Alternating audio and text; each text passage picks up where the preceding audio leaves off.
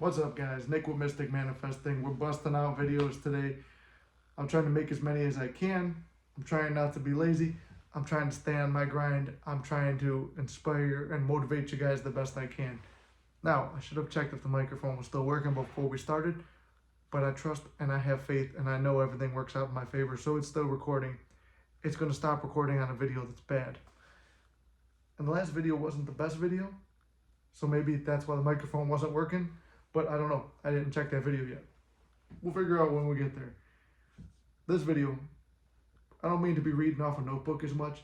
I don't know if it feels as authentic, but I did really like the one comment I got the other day saying that those videos I did the other day with Oliver the cat, and I already forgot the other topic I did, but it said that those felt a lot like the old days, and which is why I want to bring us back to that old school, not trying too hard, not trying to force anything, not trying to be something I'm not.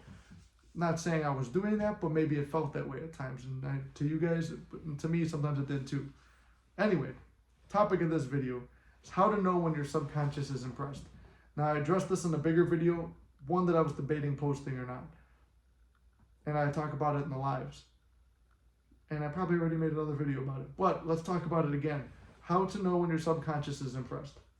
Your subconscious is impressed when you feel you don't need to do anything else.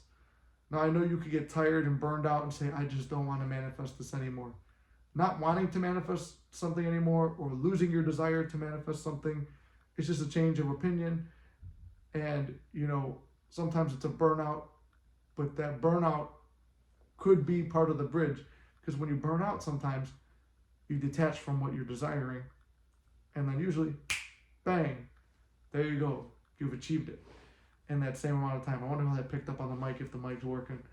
But sometimes it takes that burnout as part of the bridge to detach and help you get to where you need to get to because you're struggling so much to detach on your own. That could be something. That's a little sidetrack. But when you're impressed, say you're doing, I talked about this, I use the same example, the sleep technique, which is my favorite one because right before bed and right when you wake up is when your conscious and subconscious are close together. And that's when you are at prime manifesting times.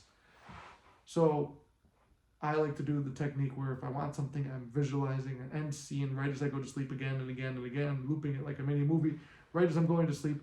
And then within a week or two, I have that desire.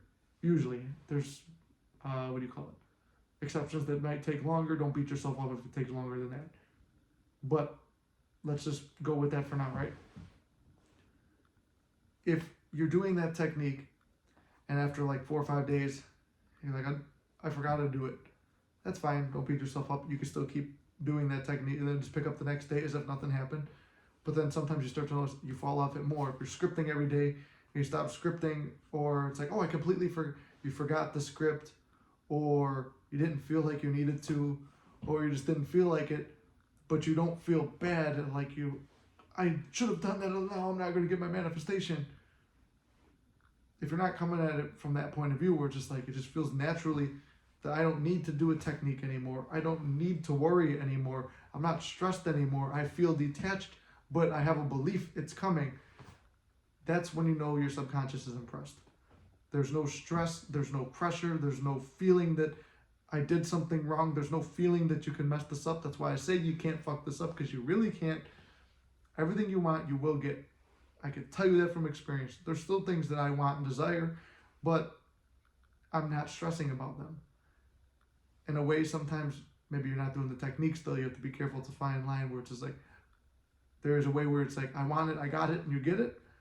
But if you're still learning to manifest and you're still doubting your abilities, the techniques help get you there. But like I always say, if you fall off and miss a few times of doing a technique, it ain't going to kill your manifestation, because why? You can't fuck this up. 2, you don't feel like you need to do it as much because you've already impressed your mind. 3, you might actually still want to do techniques. Nothing wrong with, even if you feel it's impressed and you keep doing the techniques. Can't hurt nothing. Just say this adds even more to it. And you do it as you feel that you need to do it. Meaning if it feels good to do it, you do it.